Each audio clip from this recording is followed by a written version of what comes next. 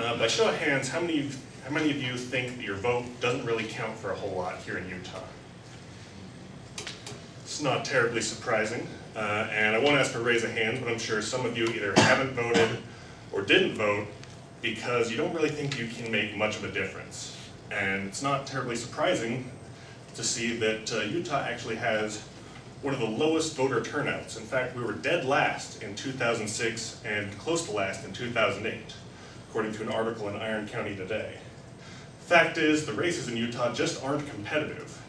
According to political scientist Michael Belinsky and many others, one of the factors of non-competitiveness is due to what is known as gerrymandering. So what is gerrymandering? This is when the districts that each official represents are redrawn for purely political reasons. You can either do this to increase the number of members of your party that are in your districts so you can coast to re-election, or you can put more members of your party in your opponent's districts to make it very difficult for them to get re-elected.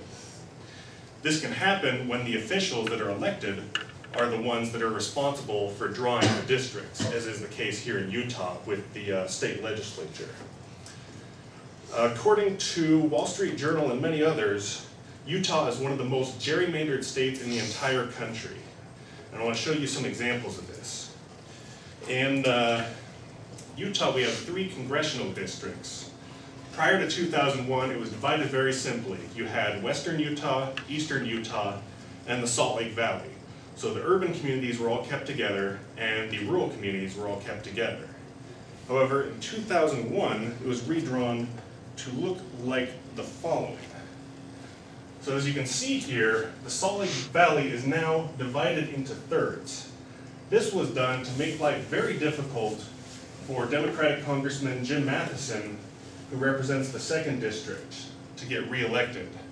He now has twice as many Republicans in his district that he did before, and has to vote much more conservatively to have any chance of getting re-elected. This also happens on a more local level.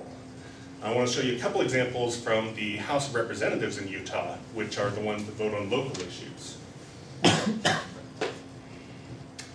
This is Moab, the most populous city in Grand County. As you can see here, it's actually divided directly down its main street. So if you're standing over here, you have one representative, you walk across the street, and suddenly you have an entirely different official that could vote in a way different way. This is the Park City area, which is also divided in half. It's the red circle here. The representatives actually don't live in or near Park City at all. If you're in Park City, your representative is either in Ogden or in Vernal. So it looks silly, but why is gerrymandering actually bad? Why should you care? Well, not only does it divide communities, according to research done by economist and political scientist Salvatore Nunari, areas that are divided as a result of gerrymandering actually receive less federal assistance over time. So when you have situations like when President Obama is giving out money from the stimulus package and Salt Lake Community College gets a portion of that, we might not be getting our fair shake because of this gerrymandering. And this funding, among other things, is used to help slow the growth of our tuition costs. It also makes races considerably less competitive. In fact, it's so bad that in 2002, 98% of incumbents, that is those officials running for re-election in gerrymandered districts, won. 98% of the time.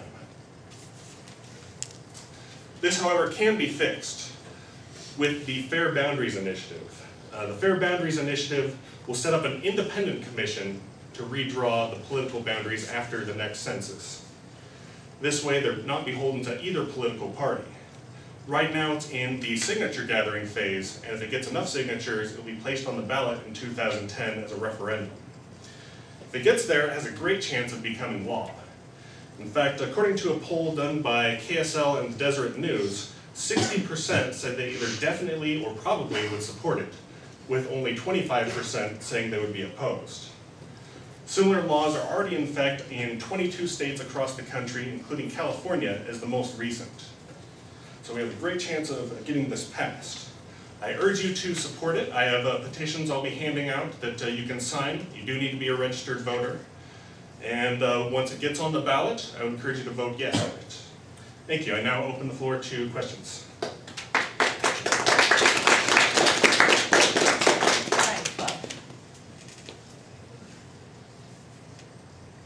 John. Who's gerrymandering? It's a good question. So the question is, who is gerrymandering? Funny story, actually. It was named after the governor of Massachusetts.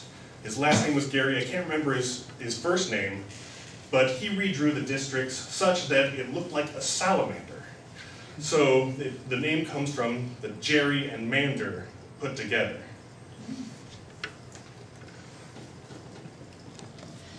How are we supposed to know if this is really happening in our area, like where we actually live? Like how do we find that out? Thank you. So the question is, how do you know if your area is gerrymandered? You can go to the Utah website or just do a search for Utah districts, and there's a map. You can actually enter your address, see where you are, see who your representative is, and see probably the silly shape that your district is. So when I sign your petition and I have to be registered to vote, does it matter what district I'm registered in? Thank you. Good question. So the question is, does it matter what district you're in before you sign the petition? No, it does not. They are concerned about the county, but they can find out your information from your name and the information on file. Any other questions?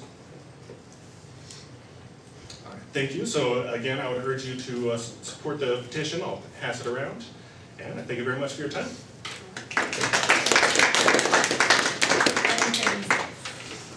Okay, what was persuasive to you? Amy? I thought his PowerPoint slides really emphasized his point. Like once you saw the districts and how they were drawn and how silly it was, it really supported what he was saying. So it was good to see. Good. That's an excellent example of how the visually can be persuasive. Help us. Right. What else did you notice? I like that he had the definitions for everything, because I knew some of them, but like when he went over incumbents, you know, I wouldn't, if I were doing the same speech, I might have forgotten to define that for some people, and so it was good that he did that. Good observation. Yes. Let's not assume everyone knows what that means. Right.